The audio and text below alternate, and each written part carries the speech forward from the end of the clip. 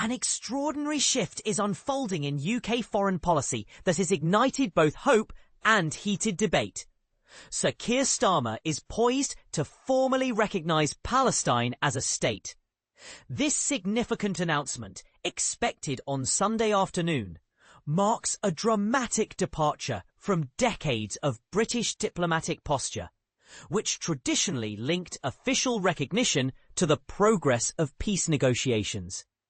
Back in July, the Prime Minister set a clear ultimatum.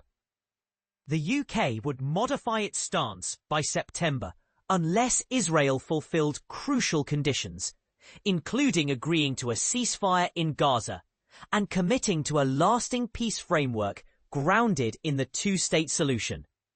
This upcoming declaration reflects a firm belief among UK ministers that the moment to act is now, both as a moral imperative and to preserve any possibility for a peaceful resolution between Israelis and Palestinians. But here's where it gets controversial.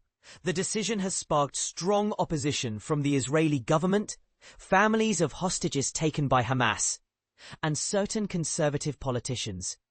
Israeli Prime Minister Benjamin Netanyahu condemned the move, describing it as a dangerous reward for terror. This sentiment is shared by those who argue that premature recognition could undermine fragile security and hostage negotiations. UK government officials have pointed to a deteriorating humanitarian crisis in Gaza, with harrowing images of starvation and escalating violence, which Prime Minister Starmer has called intolerable. The recent ground offensive by Israel in Gaza City, termed cataclysmic by a UN official, has displaced hundreds of thousands. Further adding to the tension, a UN commission concluded earlier this week that Israel committed acts constituting genocide against Palestinians, a claim Israel vehemently denies as distorted and false. Another pivotal factor underlying the UK's decision is the continued expansion of Israeli settlements in the occupied West Bank. These settlements are widely regarded as illegal under international law and are seen as a major obstacle to the two-state solution. Justice Secretary David Lammy, who was Foreign Secretary when the recognition plan was unveiled, highlighted the controversial E1 settlement project. Critics warned that E1's expansion would create insurmountable barriers to establishing a contiguous, viable Palestinian state. Lammy explained, "Recognizing a Palestinian state is a direct response to the serious settlement expansion, the surge in settler violence, and plans like the E1 development that threaten to demolish any realistic prospect of a two-state solution." Palestinian Authority President Mahmoud Abbas welcomed the UK's recognition commitment during a recent visit with Sir Keir, with assurances from Downing Street that the future governance of Palestine would exclude Hamas, an important point of consensus.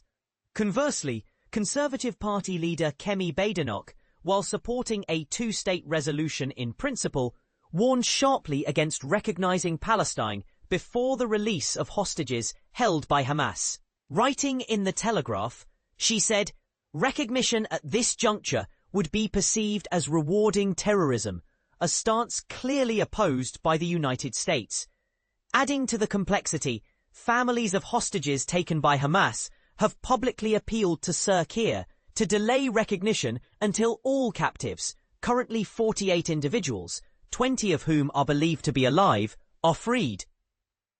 In an open letter, they stressed the decision had dramatically complicated efforts to bring home our loved ones, pointing out how Hamas celebrated the UK's move as a victory and subsequently withdrew from ceasefire discussions. Even recent American voices underscore the controversy.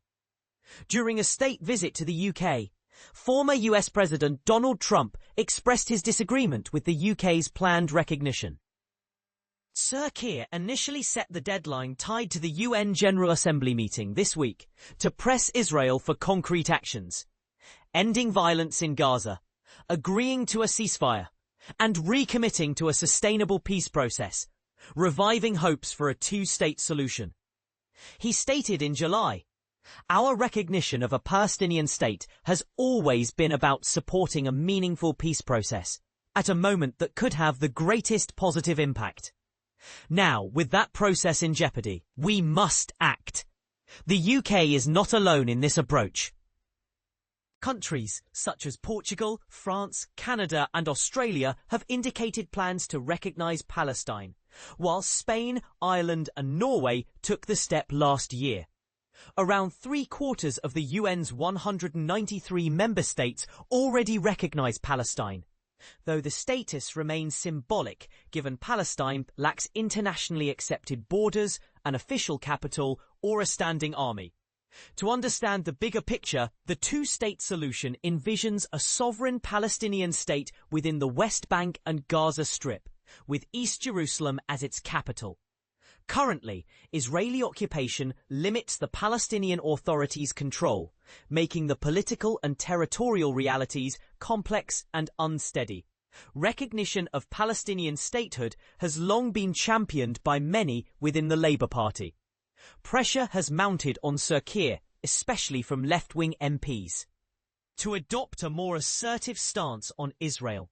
Indeed, before his July speech, over half of Labour MPs signed a letter urging immediate recognition. However, critics question the apparent asymmetry in the UK's conditions, which seem to hold Israel to specific requirements, but did not impose similar conditions on Hamas, the group the UK classifies as a terrorist organisation. The chief rabbi, Sir Ephraim Mirvis, called for the government to reconsider. He emphasised, recognition isn't contingent on a functioning or democratic Palestinian government, nor on a commitment to peace or the release of hostages, a remarkable and concerning omission. Government insiders maintain their demands remain unchanged. Hamas must release hostages and agree to a ceasefire. Yet, within the Foreign Office, the position is that Palestinian statehood is a right inherent to the Palestinian people and should not be tied to Hamas's actions or legitimacy. On Thursday, during talks with President Trump at Chequers, Sir Keir reiterated that Hamas cannot be part of any future Palestinian government. This is particularly significant given the brutal Hamas attack on southern Israel on October 7, 2023, which killed around 1,200 Israelis and resulted in 251 hostages. Since then, according to Gaza's Hamas-run health ministry, Israeli military operations have resulted in the deaths of at least 64,964 Palestinians. A tragic human cost that underscores the urgency and difficulty of achieving peace. This historic decision by the UK opens an array of questions and strong emotions. Will recognising Palestine now fuel peace or inflame tensions? Can a true two-state solution survive the expanding settlements and the shadow of violence? And crucially, how should hostage situations factor into diplomatic manoeuvres? The debate is far from over. What do you think? Does the UK's recognition help the cause of peace? Or could it cause more harm than good? Share your thoughts below and join the conversation.